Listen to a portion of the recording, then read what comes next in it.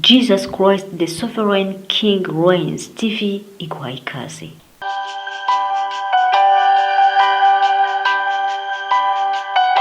twongeye kubifuriza ikaze mwebwe mwongeye kubona umwanya wo gukurikira ishuri ryo guhinduka muri kumwe na Letitia naho mbifurije ikaze nk'uko twakoze uwo mwitozo kandi tukabona n'umumaro wabyo reka dutangire dushima Imana tuyubahisha imbaraga zacu ubwenge bwacu n'umutima wacu wose. Data mwiza tugushimiye ko uri buduhe kugira ikiganiro cyiza tukagisoza amahoro kandi tukacyungukiramo. Icyo nicyo tugusaba mu izina rya Yesu kandi ni muri iryo zina twubahiriza izina ryawe, amen. Turabashimiye nk'uko bimeze no ku yandi mashuri. Ishuri ryacu riracyafite abanyeshuri bakeya ariko twizera ko hamwe n'ubushake bw'Imana hamwe nabo bigomba kugirira umumaro izagenda itwungura abanyeshuri.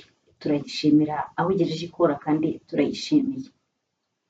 Uyu munsi nashaka kuganira nawe ku mpamvu ya kabiri yatumye niyemeza gutandukana na sisiteme y'isi cyangwa se n'imikorere y'isi. Nk'uko nabikubwiye, Bibiliya ijambo ry'Imana rishyira itandukaniro hagati y'abana b'Imana n'abanze kubaha Imana cyangwa se abantu bahisemo kwibera Imana ubwabo cyangwa se kwikorera ibyo bashaka. Aho batandukaniye ni uko bamwe bitwa ab'ijuru abandi bakaba ari abo mu isi. Ariko kuko nabikubwiye, ni Imana iradutegereje twese. Ijambo ryayo riravuga ngo icyo ishaka ngo ni uko twese dukizwa tukamenya ukuri. Ukuri rero ni ikintu gikomeye, nicyo nagiye gushaka ku Mana. Imana yitwa Nyir'ukuri ndetse ikitwa na Munyakuri. Hanyuma rero umwana wayo Yesu Kristo akaba ubwe yitwa ukuri. Ukuri ni ikintu gihishwe isi.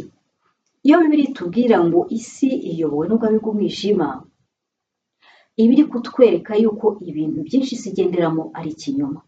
Ikinyoma nicyo kintu cya kabiri ngiye kukubwira cyatumye numva mbihiwe n'ubumenyi bw'isi iduha. Ni ngombwa yuko imyaka dufite muri iyi si dushakisha ukuri. Mbere yuko nkubwira iby'ukuntu umwami Yesu Kristo yangiriye neza akaba kumenya ukuri, nagira ngo nkubwire inzira eshatu isi ikoresha kugira ngo ifunge ibitekerezo byacu tudatekereza. Iyo imaze kubikora, dukurira muri ubwo buryo tukajya twakira ibyo duhaye byose. Ni ukuvuga ngo iradutegura kugira ngo tutatekereza, tutagira umwanya wo gutekereza. Urabona nk'umuntu uhora utekereza icyo kurya buri munsi uhangayikiye icyo kurya, ntashobora kugira umwanya wo kwiga ngo azabe umuhanga cyane, kubera yuko ubwonko bwe bumeze nk'ubukorera mu gifu. Niko bimeze. Mperutse kubona umuntu w'umuhanga ufite impamyabushobozi yo ku rwego rwa porofesora, ndatangara cyane.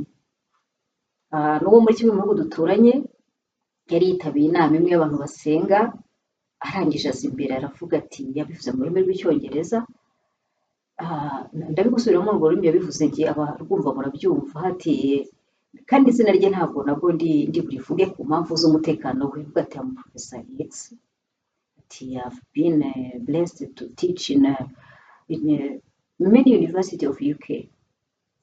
Ati when I'm there I find many good things to eat.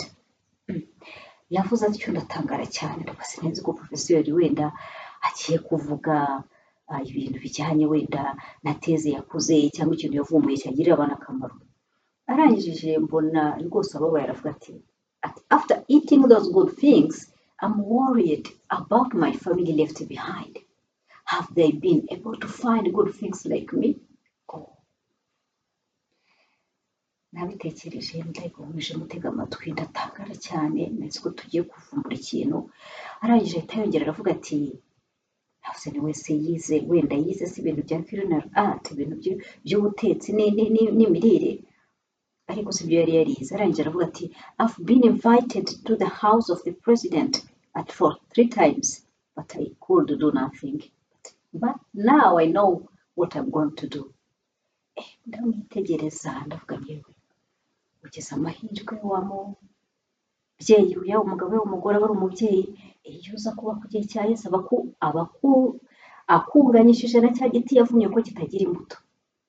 Igituma umuntu tugaruka imbere yanyu mukabona dukora ibishoboka byose kugira ngo twere imbuto mu gisekuruza cyacu, kubera ko buri kintu cyose, buri tarano yose twahawe Imana izayitubaza, izatubaza iti ko naguhaye iki, ko naguhaye kumenya iki, kuki ntacyo womara igisekuruza cyawe, kugira ngo abantu bamenye ukuri, kuko kumenya ukuri bituma umuntu ahindukira agakizwa.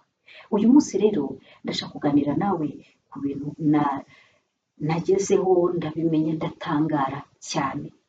Nkomeje kukwifuriza umugisha w'Imana, nkomeje no kukwifuriza kumenya ukuri kugira ngo uhindukire. Ijambo ry'Imana riravuga ngo dukanguke, Yesu abone uko tumurikira.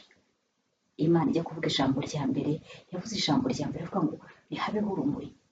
Ni ukuvuga ngo yari ihaye umwami Yesu Kristo, ijambo ry'Imana rivuga ko niwe mucyo umurikira umuntu wese utari uje mu isi.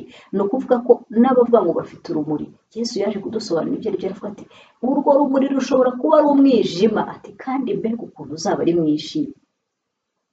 Gerageza ugenzure iminsi dufite hano mu isi, nk'uko nabikubwiye Imana yanzuye ko itagomba kurenga 120, ubwo tuba twarambye. Umugaragu wayo Mose we yavuze ko rwose barambye bamaraga imyaka 80. Ni ukuvuga ko iyo myaka iyo yivuyemo ujya ahandi hantu hitwa mu bugingo bw'iteka. Ni nacyo cyatumye Yesu apfa, ni ukugira ngo tubone ubugingo bw'iteka. Wowe udukurikiye, ni iki cyatuma utarwanira kugira ngo ahantu uzajya hatazahinduka habe heza? Imana ikomeze kubigufashamo. Nakubwiye rero ko hari prison eshatu Satani ashyiramo ubugingo, zitwa prison z'ubugingo, kuko mu bugingo nk'uko nabikubwiye niho hari ibitekerezo cyangwa se hari kumenya, niho hari ibyiyumvo byacu, ndetse mu bugingo niho hari ubushake. Ni ukuvuga ngo ibyo bintu byose iyo byamaze gufungwa, iyo yafunze ubugingo arabifunga ku buryo nta kindi ureba usibye kuramuka. Mu by'ukuri uba uri ku rwego rumwe n'urw'inyamaswa, niyo irya yarangiza ikibaruka, yarangiza ikororoka, ntirenge urwo rugero. Ariko ntabwo ari cyo Imana yaturemeye. Imana yaturemeye gutegeka isi, tukayitegeka duhesha izina ryayo icyubahiro, tukamenya ko ariyo muremyi w'isi, twarangiza tukaba abana bayo nyuma yo kuba ibiremwa byayo, tukayishimira ari Imana yacu, ari na data, uko ndi kwidushaka.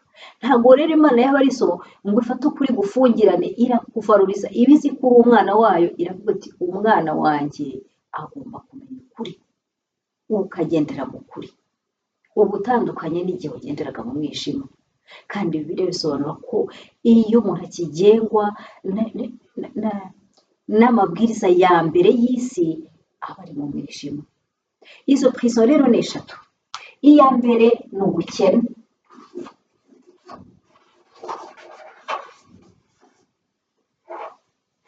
iya kabiri ni agahinda cyangwa umubabaro,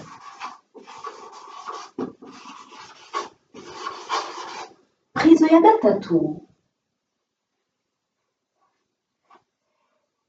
ya gatatu ni isoni.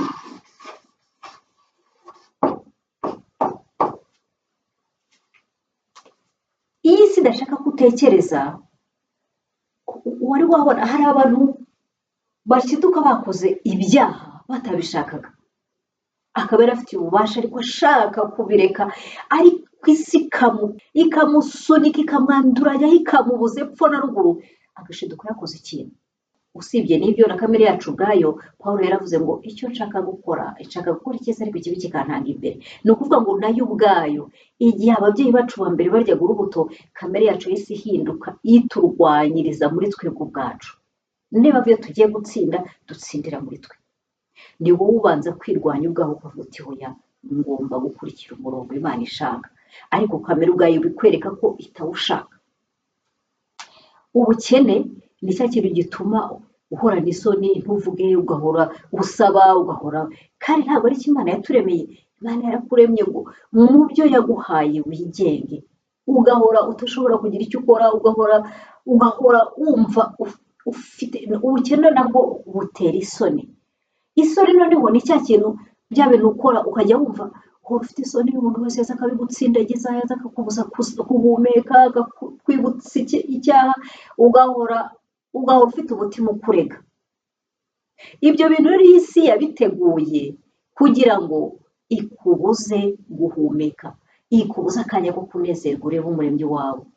Naratangaye menya umunezero ubaho, kubaho ubona ibyo ufite biguhagije. Iryo ijambo ry'Imana ryitwa kunyurwa, kubaho wumva ntabwo ukeneye ibintu biri extra, urabizi ko ibyo ufite Imana izi ibiguhagije izabiguha. Upfa kuba wakoze umurimo wawe neza, wakoresheje imbaraga zawe neza, kuko urabizi ko nabyo Imana izabikubaza. Witabiriye wabaye icyo Bibiliya yita umunyamurava. Gukiranuka Bibiliya ivuga ni ugukurikiza, ni nka kuri tujya gukorera permis, uruhushya rwo gutwara imodoka, noneho ukajya uca mu makorosi ntugire iryo ugonga. Biriya ni ugukiranuka. Gukiranirwa urubuye gutyo ukayagonga, ugaca ahandi ukajya mu nzira utabwiwe. Imana rero ibiri ikubwira iti mwana wanjye niwemeye kuba umwana urumvira, dore kandi binkubwira nibyo byiza, ubicamo ntuca muri ya makorosi. N'ubu navuga ntabwo ndi bugonga, wagera aho ugonga ugahagarara ukihutira gusaba imbabazi. Ijambo ry'Imana rivuga ngo niba tugize ibyago tugacumura, ngo twegere intebe y'ubuntu tudatinya. Kubera iki? Kubera ko umwami wacu Yesu Kristo yarangije kumena amaraso atuma tubabarirwa. Ntabwo abana b'abantu bakiri abanzi b'Imana. Hari igihe babibwira bati twe ntabwo tugushaka, tugiye kwishugurikira twishakira ibyacu, ariko uhereye aho Yesu yaje ngo yaje kutwungana data. Ijambo ry'Imana rivuga ngo yiyungiye natwe muri we, ngo ibintu byose yabishyize muri Yesu, irangije ngo idutungisha we. Ni ukuvuga ngo iyo udafite Yesu uba wirwanaho nyine, burya uba wikora ku giti cyawe. Ni ukuvuga rero uhita wibaza uti rwose niba nyuma y'ubugingo kandi ubu buzima si jye wabwizanyemo, bizagenda bite? Nzasubiza Imana iki? Ni ukuri dufite impamvu yose yo gukunda guca mu nzira Imana ishaka, ibyo twita gukiranuka, kandi no kuba abanyamurava. Ni ukuvuga gukora ibyo dusabwa mu gihe cyabyo, bigatanga igisubizo. Muri make Imana ntituyibere igihombo. Ni abanyarwanda rero ni bamwe mu bantu bashyizwe muri izi prison. Impamvu nta yindi ni uko bakunda kwigenga. Ni population cyangwa se ni nation ifite gushaka kumva ko ibintu yabishobora, ishaka kwigenga, ku buryo bayitegereje abashakaga guha isi abayitegeka, bakareba bakabona nibatabashyira muri izi prison ntabwo bizakunda. Niyo mpamvu Imana idukunda cyane ikatwihanganira, ni uko izi aho hantu twagiye dutsindagirwa hakiri kare. Ubundi keretse ibintu byadutse bidasobanutse, umunyarwanda ntabwo waza ngo umugure ubwire ngo ukora iki. Ntabwo umunyarwanda ariko yari ateye. N'ubu kandi kereka ari amaburakindi. Usibye kandi kuba wavuga ngo bimeze ari amaburakindi, ntabwo abanyarwanda n'abantu bakunda gukorera hamwe. Niyo mpamvu ibyo bashatse barabishobora, ibyo badashatse ntibabishobore. Kandi nta nubwo ari abantu b'abafana cyane uvuge ngo ukunda uriya wanga uyu. Ni ibintu nabyo by'amaburakindi. Niyo mpamvu babaga bari hamwe bakagira umwami umwe kandi bose bakamukunda. Bari abantu bakunda gukorera hamwe, bakunda nyine ibintu buri wese kuzana umusanzu we. Bavuga ngo buri wese ngo azane iki? Umuganda yari nk'uko abantu babaga bagiye kubaka, ubundi byari mu kubaka akaca igiti, buri wese akazana icye, buri wese akazana icye. Si ngombwa ko bazana byinshi, ariko nuko bari bateye, bakamenya uwo bagomba kubabarira, bakamenya uwubabaye, ukabona bari bari ukuntu kuroruganize ku buryo abantu bababonye abashakaga kugabana isi ko irimo iranagabanwa yihuta, barabatinya. Bahita bavuga bati aba bantu ni ka gahinda, ni wa mubabaro n'isoni n'ubukene, aba bantu nibatabijyamo ntabwo tuzabashobora. Iyo rero isi yerekeye gukora ibyo bintu iba yagushoboye. Ikindi kandi gitangaje ni uko iyo umaze gusobanukirwa ubukene n'ibi bintu, ntabwo biba byongera kukubata, ntabwo byongera kukugira imbata, ntabwo byongera kugutsikamira, kuko usanga ibintu wifuzaga nk'ubukire atari bwo bukire. Iyi Mana yashyize mu isi ibintu biduhagije, ariko umwanya duta dushaka byinshi cyane. utubuza navuga ngo kugira epanouissement cyangwa se fulfillment sinzi uko nabyita, utubuza kwaguka mu bwenge no mu bikorwa, utubuza kwaguka mu mimerere no mu mibereho, utuma kandi tufata ibitari ngombwa. Ariko nk'icy'ubukene ntabwo abana b'abantu aribo bakigenga gusa, hari ahandi hantu bigengerwa, ku buryo kugira ngo usohoke muri iyo gereza kereka uri kumwe na Yesu gusa. Ndakubwiza ukuri, tumeze mu isi, niba warabonye ko kuri udushishi dutwara imigati, turaza tukikorera agace twabonye kanini, twagera hirya ukazana agatoki ukagera gutya kagacu gakura ukadusanze cyangwa ukatwicisha urutoki.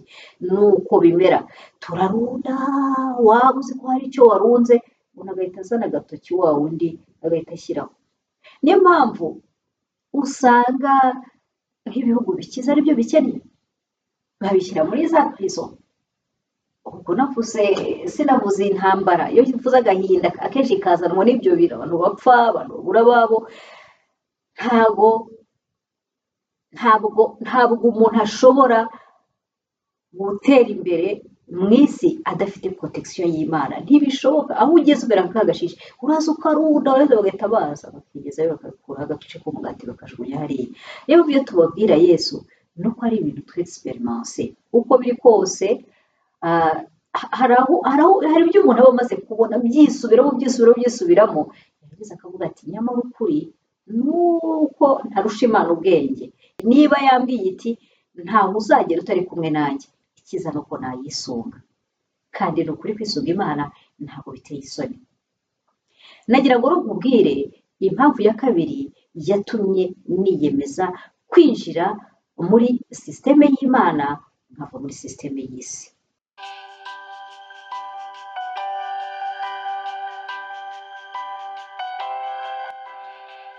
Ahari nawe uri mu bantu bajya bareba abantu bakijijwe ukavuga uti bariya bararendagiye, n'indindagire, abariya ntabwo bazi icyo bakora, ntabwo bazi icyo bashaka.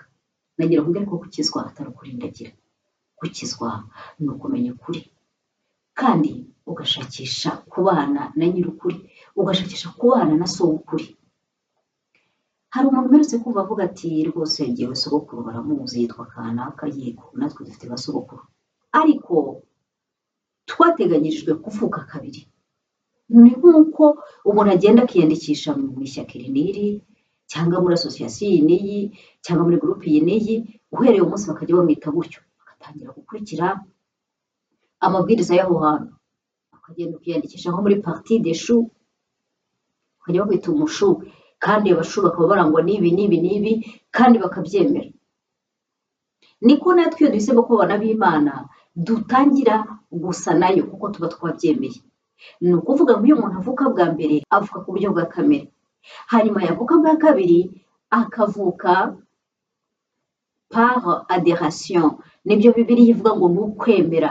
Niba wizera ko Yesu Kristo ari umwami ukabyatuza akanwa kawe ngo uzakizwa.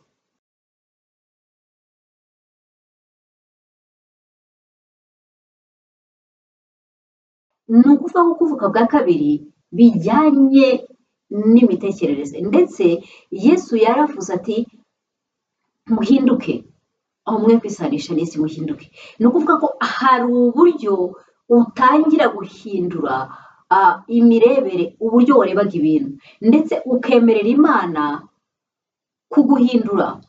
Iri shuri tuvuga ngo ni ishuri ryo guhinduka, ntabwo ari ishuri rya change, oya, ni ishuri rya transformation. Transformation rero ni imihindukire iba mu muntu wawe wese w'imbere, kandi nta wundi ubasha kuyikora usibye Imana gusa, ibigirishije umwuka wayo nk'uko nagusobanuriye ubushize, ifite ubushobozi bwo kuba muri buri wese nk'uko yakugeneye uhumeka. Ntawe ujya kuwusaba, ntawe ujya kuwugura, kandi iyo wavuye mu isi bavuga ngo iki? Baravuga ngo wagiye, ngo umuntu yagiye, nyamara tuba tubona umubiri aho ngaho. Ni ukuvuga ko muri we harimo undi muntu. Bisobanukirwe kandi ushishuke, ukanguke. Ikintu cyatumye cya kabiri niyemeza gutandukana na gahunda y'isi ni ikinyoma.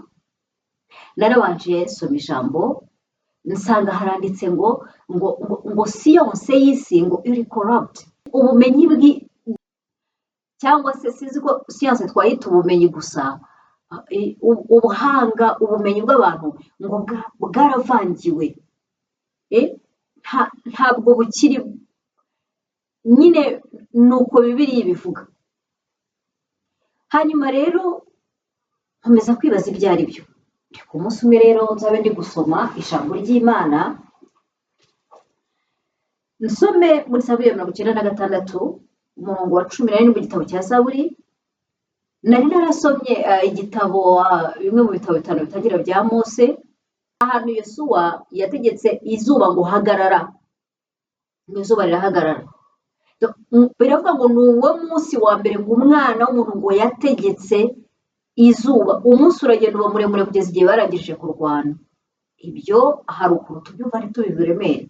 Noneho njyewe sinabitinzeho cyane, navuze ni nyine ni zimwe mu nkuru z'amateka y'ubwoko bwari budasanzwe, nk'uko byari umwana w'imfura Imana yari yemeje ko bushobora kuyifasha, bushobora kuyibera umuyoboro kugira ngo isi yongere kumenya Imana, kuko isi yari yaratakaje Imana. Hari abamarayika baguye bari barayifashe bugwate kugira ngo abana b'abantu bajye bapfa gusa barimbuke. Umenye uburyo imbaraga zigushyigikiye niba atari iz'Imana zikora, n'uburyo wanzwe aho hantu, n'uburyo udashobora kubona ubugingo bw'iteka, wavayo wihuta. Ntabwo bashobora kugukunda kurusha uwakuremye, we wiyemeza kurwanira ishyaka muri byose. Narasomye rero nsanga haranditse ngo muvugire mu mahanga muti Uwiteka ari ku ngoma, kandi isi irakomeye ntibasha kunyeganyega, azacira amahanga imanza.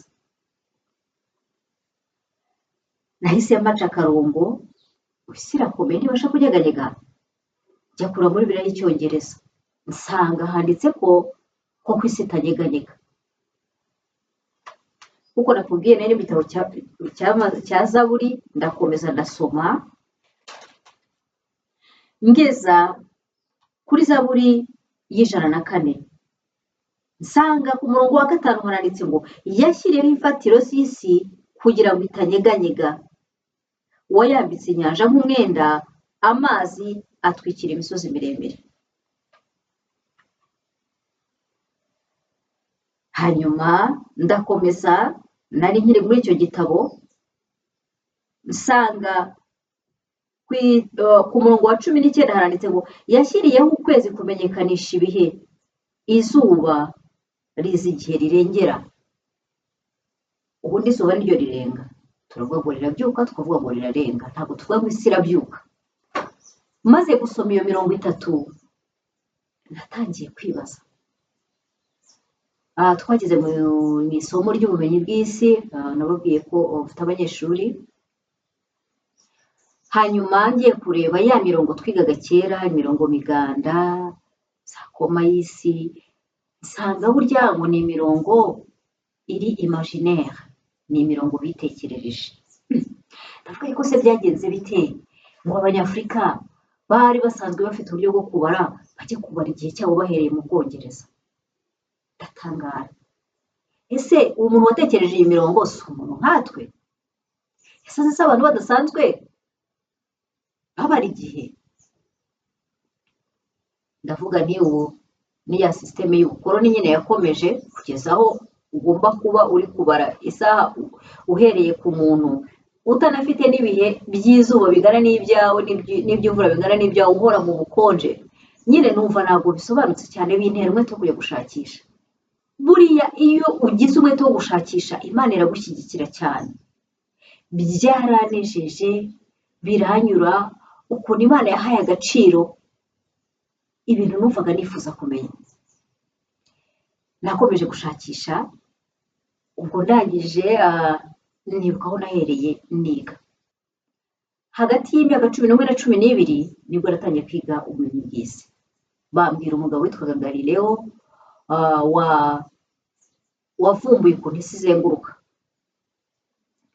Batubwira interuro yavuze ati nyamara isi irazenguruka. Ubwo iryo jambo yari rivuze ngo ararizira, ngo kizira mwica, ndababara cyane ndabona koko nk'ubu umuntu kiliziya yamujije iki kuvumbura ibintu gusa koko. Reka rero nzagere muri universite nabwo mwarimu aratubwira ati uwo mugabo Galileo yapfuye azira rwose kuvuga ku isesenguruka. Universite ndi mu mwaka wa mbere ndavuga ni bya bintu bya Galileo koko ni ukuri. Kuki koko umuntu yapfuye azira kuvuga ku isesenguruka? Icyo kinyoma ndakijyana menya ngifata nk'ukuri. Aho rero ntangiriye gushakisha maze gusoma Bibiliya ubwo nasaza ubumenyi bwose buba buhari, ariko kubera za mpamvu eshatu ntabwo tubona umwanya wo kubushakisha. Abandi barabisobanukiwe kera bazi iby'isi irimo. Isi ntabwo izenguruka kandi isi ntabwo ari umubumbe. Nawe mbwira gufata abantu b'abagabo ukababwira ko batuye kuri iki kintu, bamwe bakaba batuye aha, abandi batuye aha, abandi batuye aha, kandi kikaba gihora kimeze gitya. Koko munshakire umwenjeniyeri w'umuhanga cyane, umwubatsi ushobora kubaka hano akahashyira inzu kandi ikaba ihagaze gutya atabanje gucukuramo ngo akore ikibanza kiri plan. Nkomeje shakisha ko nasanze abantu babikozeho. Sanga umugabo umwe wagiye ndetse mu mashusho ya bya bigo by'ibihugu bikomeye tutavuga kuko platform ni y'abo banyamahanga atuba twayitiye natwe, kandi hari ibintu uvuga cyangwa ushyiramo ugasanga bibaye ikibazo.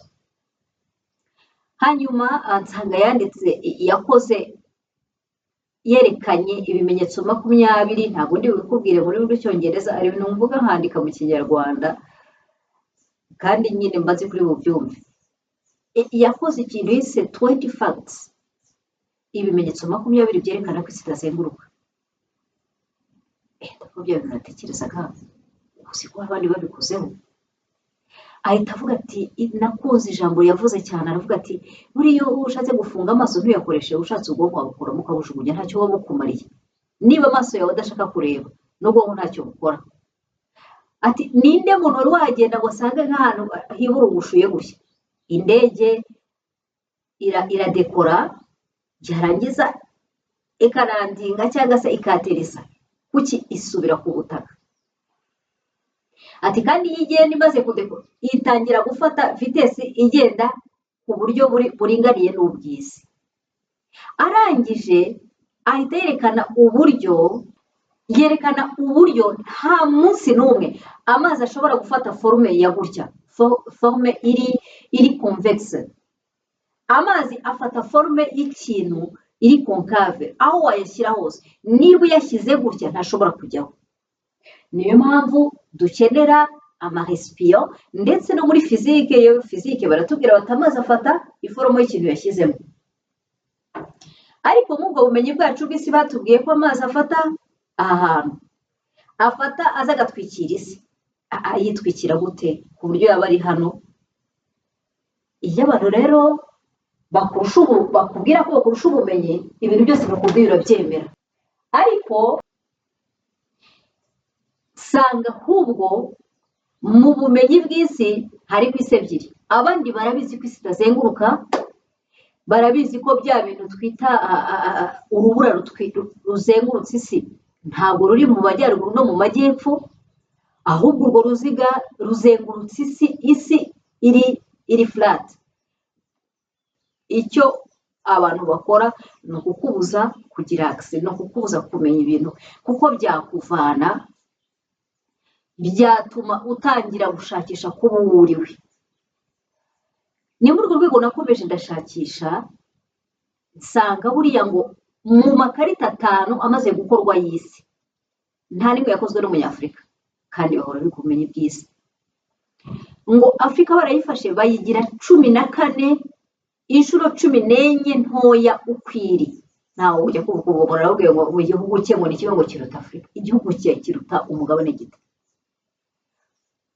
Ariko iyo abantu bashaka kwica mu bitekerezo ngo bakumvishe ko nta udepanda kuri buri butoya, bakubwira ko n'ahantu utuye ari hatoya. iyo abantu bari kuvuga ngo isi biti ngo ni gatoya gute, bakagushushanyiriza u Rwanda, barangiza bakarufata bakarutereka ahantu ukarushakisha bikareka isuka ruguru ugahungura ukabona uguye ku Rwanda, barangiza bakubwira ukuntu ruteretse ahantu hangana hatyo. Nawe mbwira, ufashe urupapuro ukarubumba nk'umusozi, ukarubumba, aha hantu turahahinga, aha hantu turahubaka, aha hantu haba ubuso na bube bupfa ubusa, ni design gusa Imana yashatse gukorera u Rwanda. Imana yashatse kudizayininga u Rwanda mu misozi, niyo mpamvu utashobora kurupima. Warupima gute? Wajya wurira umusozi ukamanura ukundi kandi ntabwo ireshya, warangiza ukazabiteranya byose ukavuga ko u Rwanda rungana gute. Ariko iyo umuntu ashaka kwicariza avuga ati akaboko kawe ni gatoya, ntabwo ari gato, ntabwo bishoboka, nta n'umuntu kandi ushobora gupima isi, uwo muntu ni uwawe. Ariko iyo abantu bashatse kukubwira ukuntu bakomeye, ukuntu ari ibitangaza, agufatira mu kinyoma, yarangiza akakwereka ukuntu wowe ibyo bintu utabizi kandi nawe ukabyemera. Ariko mbwira, ufashe ukazingura urupapuro ukaruzinga, uruzinguye, ibyo ni ibintu bisaba ubwegera, rwagera ahantu hangana gute. Ufashe imisozi yose y'u Rwanda ukayirambura, kuko yose nta n'umwe tudakoresha, wasigarana ahantu wasanga abantu hangana iki. Ni ibintu byo gufunguka kandi umuntu akiyemeza kuba we. Mu bushobozi rero Imana yaduhaye, ntekereza ko dufite umugisha buriya kugira gutya ukamara nk'imyaka nta kiguhungabanya. Ibiduhungabanya kenshi biva ahatari aho ngaho muri twebwe, ukamara imyaka nta kiguhungabanya, buri ushatse wakwicara aho gutereka ntungwe n'ibyo mbasha kubona, ntangire ufunguke mu mutwe, kuko umuntu abamo imbere, umuntu ntabwo atungwa n'ibyo kurya gusa.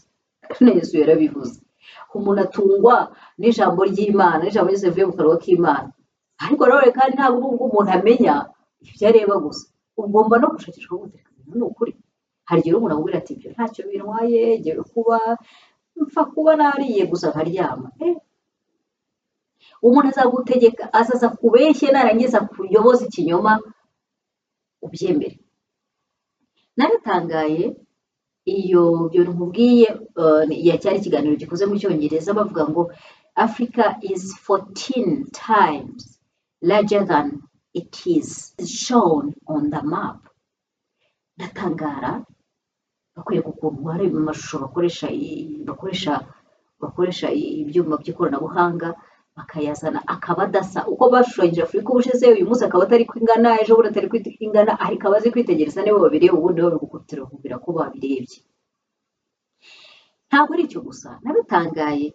Ubundi Imana, urabizi, niyo tujya gukora ubushakashatsi turimo twiga, dukora icyo bita circonscription. Ni ukuvuga ngo ndabizi ko ntazashakisha ibintu byose bibaho, jyewe aho ngarukira ni hehe, uko ukerekana domaine ugiye gukoramo, aho ibyo uri bukora uko bingana, ukaspecifiya, ukemeza ikintu kimwe. Rero n'Imana ijya kuduha isi, yaduhaye ubutaka, iduha inyanja, iduha n'ikirere cy'isi. Ntabwo Imana yigeze iduha hanze y'ikirere cy'isi. None nagiye ndimo nshakisha ibyo bintu, ndatangara. Abantu baraza bavuga ukuntu bagiye ku kwezi, hanyuma bakakubwira ukuntu ku kwezi hameze, bakanerekana abantu barimo. Abandi bamaze kubimenya ibyo, nta n'abantu bakibibeshya abandi. Ngira bisigeze igihe cyo kugira ngo ubumenyi buturike, abantu babimenye, ibinyoma n'ibivaho. Rero noneho abategekesha ibinyoma babitegekeshe ku gitugu, kuko niko Bibiliya itubwira icyo gihe kigiye kuzagera. Abantu bose banze kwemera ukuri bazinjira mu kinyoma, noneho bakimire bunguri. Hanyuma bakubwira ukuntu umuntu yageze ku kwezi. Uzi ko icyo gihe telefone zari ziriho ni nka za zindi twese kugira mu myaka ya za 90 kugera 90, zimwe bagira gutya bagaturura, zikazivuga ngo bagaterura kombine bagashyira ku gutwi. Zari telefone zagiyeho hakoreshejwe insinga. Umuntu akubwira ukuntu yagiye ku kwezi, agatelefonayo kugira ngo uhamagarire ku kwezi. Mbere na mbere, kereka Imana yarakwemereye ati no mu kwezi muzajyeyo. Icya kabiri, kereka warakoze insinga ziva ku kwezi ziza mu isi, kuko icyo gihe itumanaho ryari nta wireless zari ziriho, ikoranabuhanga ryari ritaragera ku gihe rigezeho ubu ngubu. ni ukuvuga ngo umuntu yahagaze ku kwezi atelefona perezida, amashusho arahari uzajye kubyirebera, ntabwo ndi bubishyire muri iki kiganiro ejo batazagira gutyo bakavuga bati kuki watuzaniye ibintu, ariko ubu ushaka kubireba wese arabireba akakubwira ati mwageze ku kwezi, ati uyu munsi mukoze igitangaza rwose, ukajya uza ibihugu biteye bikomeye cyane, biri mu gice cyo hejuru kiri hejuru y'ikiri hasi kiri hejuru y'igice cy'isi cyo hasi, uvuga ngo gihora kiri hasi n'ubundi kikaba kiri hasi kandi akaba ari nacyo gikennye, ni ibitangaza. Akakubwira ukuntu nyine ubwo agahita akubwira ati mukoze igitangaza uyu munsi mushyize ikirenge ku kwezi. Wowe wabifata nk'ibisanzwe niba utabyitaho, ariko ibyo ni byo yari akazakubwira ko utazi ubwenge, ugomba kwiga, ugafata amafaranga yawe ugafata amafaranga ukayarihira umwana wawe indege, akavamo agafata gari ya moshi, akava mu gari ya moshi akagenda agafata bisi yawe, yayivamo agafata imodoka, yayivaho akagenda n'igare, yayivaho akagenda n'amaguru, agiye gushakisha ubumenyi bwa bundi we azi ko ari ubumenyi yacuze. Naratangaye rero nje kumenya yuko uwo mugabo Galileo atigeze yicwa, ahubwo kiliziya yamuhoye yuko yatandukiriye iri jambo nabasomeye ryo muri iyi Zaburi. Icyo gihe abantu ngira ngo bari bagitinya, bazi neza ko ubumenyi bahawe n'uwabaremye ari ubw'ukuri. Hanyuma barangije bamuha amasengesho bamutegeka gupfukama imbere y'inama bari bamuhaye, arapfukama asaba imbabazi, barangije bamuha n'amasengesho yo gusubiramo, barangije bamufungira ahantu mu Butaliyani, bamufungira ahantu agomba kuzajya aba, ariko bamuha umuntu wambaye ikanzu wo kumufasha kujya akora ubushakashatsi. Hanyuma uwo muntu rero wo kumufasha gukora ubushakashatsi aramuherekeza kugeza apfuye, kandi yarinze apfa agihembwa na papa wari uriho icyo gihe. Nyuma yo kubimenya koje ndashakira bati ndetse iyo nteruro ngo nyamari irazenguruka, nta nubwo yashobora gutinyuka kuyivuga ko byashoboraga kumuviramo gupfa. Iyo nteruro niyo bamwitiriye, ntabwo yashoboraga gutinyuka kuyivuga. Hanyuma rero yari yakoze ikintu cyitwa théorie héliocentrique, isi ni ukuvuga ngo izuba ni ryo rinini, isi ni ryo rizenguruka.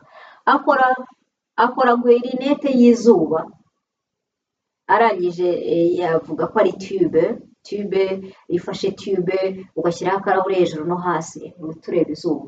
Nabibwiye abanyeshuri banjye bahita bababara cyane. Mbere na mbere baragenda bahita bashushanya Afurika, bahita bayigira nini cyane, bavuga ati kubera iki nta munyafurika urashushanya ikarita yacu, bayigira nini.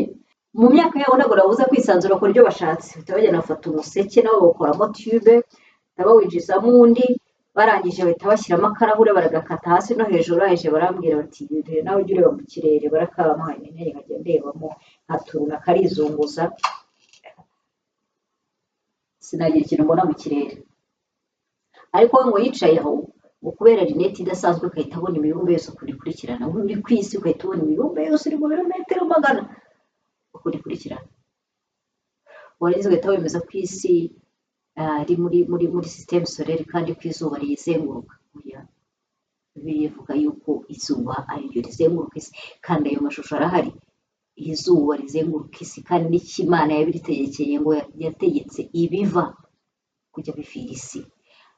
Umuzanye rero mushaka gukora ubushakashatsi uzasanga isi, izuba rifite aho ritangirira, niryo turiho twita mu burasirazuba, rikamurikira isi igice, ejo rikazayimurikira ikindi. Niyo systeme y'Imana yakoze. N'ukwezi nuko byombi bizenguruka isi. Ntabwo isi yari umubumbe. Icya kabiri, nta nubwo isi izenguruka. Ni ukuvuga ko tumaze kumenya ko ibyo bintu ari ukuri, fizike yose ihinduka ubusa. Ni ukuvuga yuko ubumenyi bw'isi turimo n'ubwo bufite icyo budukorera, usibye n'ibyo navuze, ni systeme yabukoze ituma bugira icyo bukora, ariko ubundi ntabwo buba ari ubumenyi bw'isi uko yakabaye. Icyaje kuntangaza rero ni uko uwo mugabo wakoze ibyo bimenyetso 20 yerekanye ukuntu ku mabendera y'umuryango w'abibumbye berekana neza, babizi ko isi atari umubumbe. Mujya mubibona bafite ibimenyetso bimeze gutya,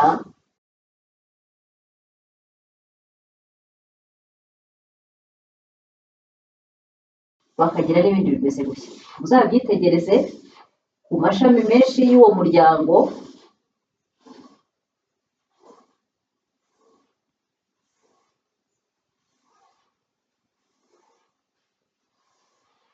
nguko uko bimeze. Igihe twebwe tuzi ko isi imeze itya, tukayiha imirongo imeze itya, iki ni ikimenyetso cy'uko abategeka isi babizi neza ko isi imeze itya, kuko ku mabendera yabo iyo bagiye gushyiraho bashyiraho ibi ngibi. None se ninde ufite inyungu mu gutuma abantu bibera mu kinyoma, bakabaho mu kinyoma? Ukabona mu manama, mu bintu byose bihuza abantu, umugabo rwose abeshya undi, ntamubwije ukuri, akamubwira ko ari uko bimeze.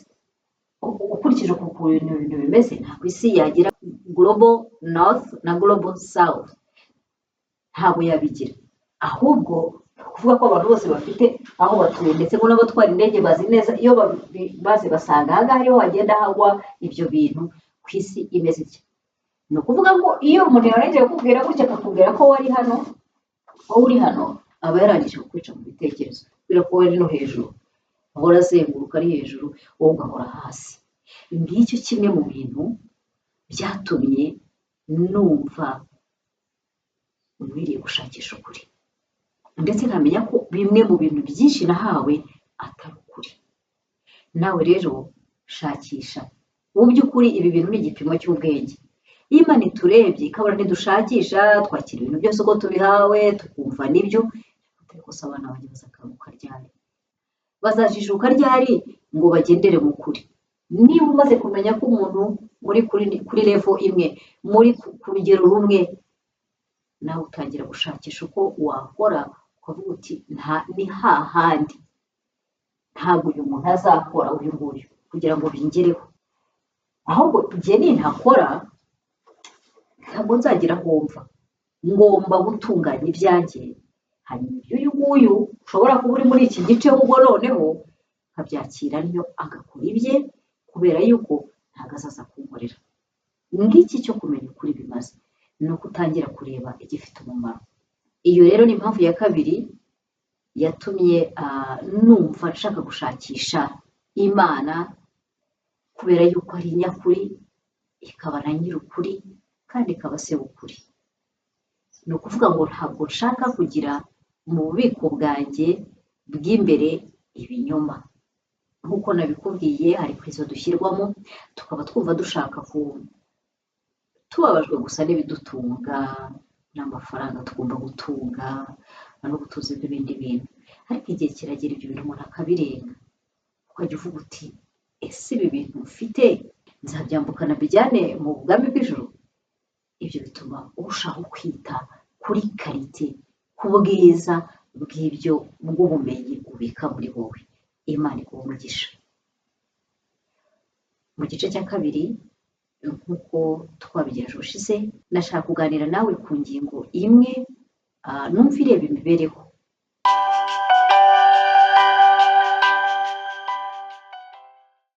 Mu minsi ishize natembereye umujyi wa Kigali, hanyuma ngezeyo nsanga hari ibyo kunywa byinshi byinshi byinshi byo muri ubu bwoko bw'ibinyobwa bikoze bihereye ku wenda ku mafu cyangwa se ku ma essence akozwe ahumujwe cyangwa se asanishijwe n'imbuto. Ubwo reka nkwegere ntugure. Nahoze mbikora, ariko nyuma y'itegeko ryari ryaratowe rivuga yuko abantu bagomba kuba bahagaritse kubikora mu gihe cy'imyaka 2, nabonye nta stabilité mfite. Nagerageje kwimukira mu bindi bikoresho bya plastique bisa n'ibikoreshwa kenshi, ariko wajya kubishaka uyu munsi ukabibona, ejo ukabibura, umunsi ukurikiyeho ukabibura. Mbona harimo stabilité, mbona ntabwo byazanteranya n'abaguzi. Hanyuma ndabihagarika. Ariko ngezeyo ndikubona hano hari utuntu twiza, reka ngende ntugure. Ndangije nsanga dukorerwa hanze. habaye ibintu bibiri. Mbere na mbere nabaje gutangara ndavuga nti ese rya tegeko ribuza gutumiza, gukora no gucuruza ibikorwa muri plastique ryahaye abanyarwanda imyaka 2, hanyuma nyuma yayo abanyamahanga barafungurirwa, abanyarwanda se bananiwe gukora kubera iki? Byabaye ngombwa yuko iryo tegeko nabonye hari ingingo yaryo ya 4 ivuga ibijyanye n'uruhushya rwihariye. Kuki abanyamahanga babyinjiriramo abanyarwanda bagasigara bakorera abanyamahanga? Ni ukuvuga ngo umunyamahanga akuzaniye ibintu yakoreye iwe, ntabwo uhaye icupa, ntabwo uhaye bya bintu ngo ubyivangire, kandi hari benshi bize ubutabire bashobora kubikora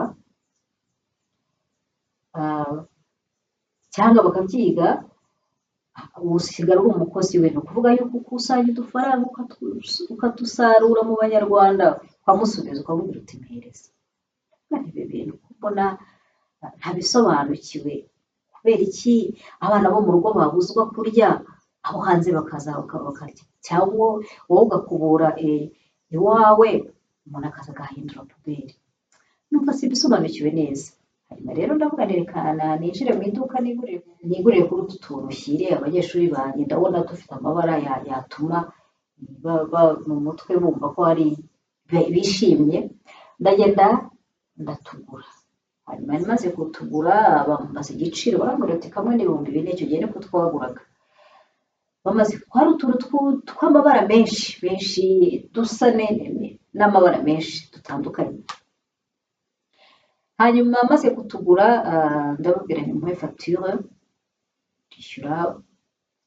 Ngiye kumva papa arambwira ati, papa wacuruzanyaga n'umugore we, ati turaguha facture yanditseho makeya.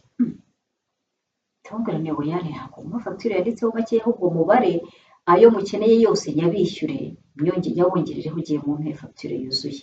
Ahita ambwira mu rujwi rwiza rw'abapapa ati ntabwo wamenye ibyabaye. Ese ni ibiki? Ati biragoye umucuruzi yakwinjira mu bwami bw'ijoro. Numva ndatangaye cyane. Ndababwira nti rero iryo joro uri kuvuga ko utajyamo, njye ndimo ndarijyamo. Ura amafacture yuzuye, ntabwo ntwara facture y'ikinyoma mu ntoki. Arangije ahita ambwira ati uko niko bigomba kugenda, uratwara facture ndi buguhe. Hanyuma mwira umugore, ariko se ntabwo mwakwemera nkamwongereraho amafaranga? Umugore araje umugabo aramubwira ati karabaye rero, biragenda bite ko uhuye n'umurokore? Hanyuma umugabo aramubwira ati arayijyana uko ukwiriye. Ndamubwira noneho kuko rero arangije kugura igicuruzwa nanacyishyuye. Ndamubwira nti okay, noneho uyandike wisigarane, njye ntabwo njyijyana. Nibamfata bakambaza aho naguze ibintu ndabazana uyibereke. Ati nibyo rwose nta kibazo. Uko niko twatandukanye. Hanyuma ngenda mbabaye. Ndavuze bishoboka bite umuntu yafata imibereho yo muri iyi si akayigurana ijoro? Ariko niko bimeze. Mu minsi yabanje nanjye nafashe icyemezo cyo gufunga. Mbere kubera ibipfunyikwamo kuko nakubwiye, kuko nabonaga ntari bubashe kubahiriza itegeko ngiye muri ibyo bintu. Kabiri, kubera uburyo bwo kubarana n'imashini ibijyanye n'umusoro. Ntabwo wowe wenyine rero wari ubimbwiye bya ndaguha make, ndaguha iya make, ni ibintu byuzuye mu bacuruzi bose. Ndaguha iya make. Kereka iyo ari abantu bahanitse ibiciro cyane, ahubwo bati turaguha facture yuzuye, ariko nyine ni negociation zibaho biri ahantu hose. Ariko se kuki bibaho? Nanjye nanze gukora. Imwe mu mpamvu ebyiri zatumye mfunga ibyo nakoraga ni ukubera yuko numvaga ntashaka gutanga iya makeya. Nshaka gutanga facture iri mu kuri, nkaca mu mucyo nyine byaba bitemeye nkabyihorera. Byagenze bite? Ni ukuvuga ngo njya kubara nabaranaga n'imashini. Ubundi bambwiraga ko nishyura 18%. Ubundi by'ukuri iyo wishyura 18, wajya kugabanya hasi ugashyiraho 118. Imashini irabyibara ariko urugo bimeze. Ni ukuvuga yuko 18%, njyewe ufite 100 ryanjye. Dufate urugero kugira ngo byumve. Tuvuge ukora amasahani. Uragiye ugiye kugura raw material, zituma uzavanga plastique, niba uyakora muri plastique, niba uyakora mu mucanga simbizi, ugiye kuyigura. Umuntu yiguzeho afite 100% nawe aho yabiguze. Reka mbere kuri ubiguzeho. Ubigejejeyo bigutwaye 1,500. 1,500 ugisigiye umucuruzi, ntabwo ari icyawe, nta n'uburenganzira ugifiteho, kuko uko uzagerageza kugikoraho uzasenya igishoro cyawe. Hanyuma ukaza iwawe ugahita utangira gukora, ugakora ugashyiraho abakozi, ugashyiramo ugavanga ibintu byinshi wafashe, warangiza cya kintu ukakibyaza isahani, warangiza kukibyaza isahani ukayishyira ku mafaranga 2,000. Muri 2 harimo amafaranga 500 gusa yawe. Ayo 500 niryo 100% ryawe. Ni ukuvuga ngo uwaza akakubaza wese uciye mu mucyo, wamubwira uti iki 500 kirava muri aya ngaya nyashyira umucuruzi, nawe niyishyura azishyura aya ngaya afitemo 100% rye, jyewe 500 niyo yanjye, ni nayo ndi busarure. Ya 500 ngahita nyabarira 18%. Namara kuyoborera 18%, jyewe reka ntange urugero ku byanjye nakoraga byagwaga mu 4,000. Nabibarira 18%, 118 iyo dushyiraho nkishyura 610. Nyamara naba nabaze amafaranga nagombaga kunguka, kuko jyewe igishoro cyanjye cyari 3,500. Ni ukuvuga ko nahitaga mbara abakozi, umuriro, amazi, gaze, amafaranga, igihembo cyanjye, icy'umukozi, byose nkasanga kuri buri piyese ni 500. Niyo kuri piyese ari 500, nkahita nteganya n'amafaranga nzongeraho kongera nakoraga ibintu by'umweru, igihe umweru uzaba ibintu byatumbagiye. Reka rero nasanga jyewe ni 76. Ni ukuvuga ngo mu mafaranga nagombaga kwishyura buri munsi natwarwaga amafaranga 538 buri gihe, akajya mu musoro yakagiye kugishora, kandi hari uburane n'imashini. Umunsi umwe rero nza kwiga kuburana nayo, imashini nyihera hasi y'ibintu byose, ngiye kubona imbona impaye -36, irambwira ati we bazakwishyura ahubwo wahombye. Ibintu byari byatereye icyo gihe, kandi numva ntari bwongeze igiciro, nshaka kukistabiriza kugeza igihe ibintu bizongera kumanukira, kuko ushobora kuba warayateganyije aya mafaranga uri guhomba ukayongeraho ukigumiraho ngaho ugatuza. Nuko ndangije uko ya 538 ngenda nyatanga ariko nabona igishoro kirimo kirashiramo, kanyewe reka mfunge mbe mbyihoreye kuko ndabona ntarimo mbishobora. Noneho abacuruzi barambwira ati wowe wifunga, reka tukongerereho 500 kuko ibintu ukora turabishaka. Banyongereyeho n'aya ngahita yiyongera, asanga ni hahandi uko byiyongera niko n'ibindi byiyongera. Ntabwo nari kusoma kuki koko imashini itampa uburenganzira bwo kuyisobanurira ikiranguzo cyanjye n'agaciro nongereye ku bintu ko kangana. Mbona uwo mbibaza, umwe naje kwibaza arambwira ati yari porogaramu nyine, ni porogaramu iri aho ngaho ugomba kwikurikiza. Ariko ndavuga ariko se porogaramu niyo uyobora abantu cyangwa niyo waha porogaramu, niyo bayobora porogaramu? Imashini ko zaje kudufasha, zaje kutuyobora. Nuko nyine birangira mvuyemo, ariko usanga wa muntu wambwiye ati nahisemo kuzajya ntaca mu mucyo ariko ijuru nkarisezerera. Nsanga ni ikibazo cyo gukiranuka, ni ikibazo cyo gukunda guca mu mucyo.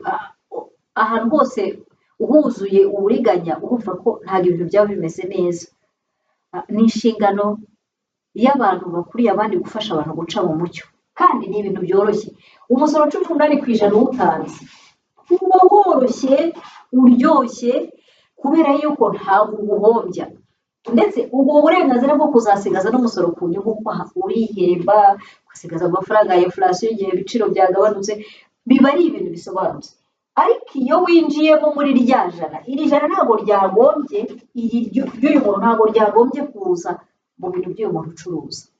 Ni ukuvuga ngo uyu nguyu yagombye kugira ijana rye, ni ijana rye ryagombye kuba rigaragara hano, akishyurira ijana rye rikaba rizwa mu buryo bwo kwerekana uko yaranguye, kandi biba bigaragara.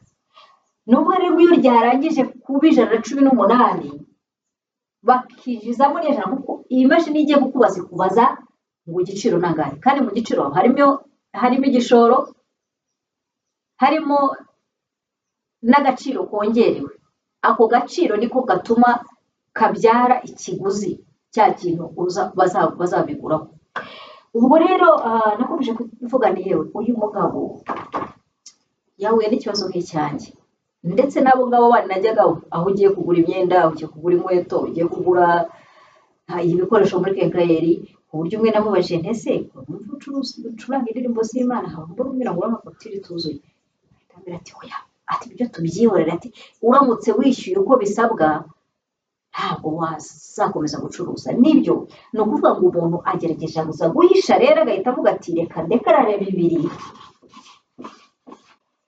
aba ari byo uvuga ko igiciro cyanjye gihagazeho, hanyuma bya bibiri bindi mbihishe byibura bizavemo aya ngaya, aho kugira ngo nunguke ya 500 wenda nzunguke 300, aya ngaya mbashe kuyatwikiriza igishoro cyagiye kibashe kugabanuka. Ariko biramutse bibazwe neza, ubucuruzi bwawe umunyura ukaryoha, umuntu wese agakora. Cyangwa mbese n'uwafungura ibintu abanyagihugu bashobora gukora, ntabafungirane ngo afungurire abantu opportunity. Mpamvu itumye mbizaho ni uko ari ikibazo cy'ijuru. Uburyo tujera ubuzima bwacu bwa buri munsi, Imana izabituza. Rero duhitamo guca mu mucyo cyangwa se guca mu mwijima, nabyo Imana izabitubaza. Niba bishoboka ko umuntu nta buryo buriho umuntu yacuruza kandi akaba n'umugenzi ujya mu ijuru, akerekana ukuri kose kandi akanezezwa no gutanga ibifasha igihugu, kuko imisoro ni ikintu cyiza ku gihugu. Nari nakubwiye yuko ari ingingo nashaka kuvugaho, mu by'ukuri inyitaza nk'ikibazo ntigeze numva kandi ntihariye, ahubwo kiri kumwe n'abandi bose. Nagize umugisha wo kuba mu bigo bigenzura, ngira n'umugisha wo kuba kuri terrain. Icyo namaze kubona ni uko ibintu twiga mu mpapuro tubishyira mu ntabwo biduha ubushobozi bwo kujya kumenya ibibera kuri terrain. Uzi uko uca umuntu amafaranga ariko ntabwo umenya uko ahomba n'uko ayatakaza, bigatuma rero umutsikamira kuko ubwo bumenyi ntabwo ufite. Ariko uhaciye watangira gusanga ibyo bintu ari ibindi. Ese nta kuntu byakunda kugira ngo byibura abo bantu bagiye mu bucuruzi, kuko nabo ni benshi, bahabwa amahirwe yo guca mu kuri, bahabwa amahirwe yo kugaragaza 100% ryabo, n'abandi bagumana iryabo, buri wese asorera 100% rye, ariko ye gusorera undi. Hari umuntu nakunze cyane yaravuze ngo la médiocrité coûte cher, cyangwa se médiocrité coûte lot. Ni ukuvuga ngo ubuzima bubi nibwo buhenda, ubuzima bwiza ntabwo buhenda. Niyo mpamvu usanga dushakisha ubuzima bw'abandi, kubera yuko tudashaka kugira ubwacu bwiza. Nizeye ko nta nzakomeretsa, kuko ni ikibazo gihari, kereka uwashaka kukirengagiza, wakumenya yuko 100% ryinjira mu ry'uwundi rikinjira mu ry'uwundi, ukakwa ibyo utakiriye ahubwo watanze, kuko ibyo watanze byagombye kurihirwa n'uwabyakiriye. Tuzishima ibyo bintu nabyo ntibisobanuka, kubera ko abantu nibo bagenga ubuzima bwabo kandi bakabutunganya. Imana ibahe umugisha, naho utaha.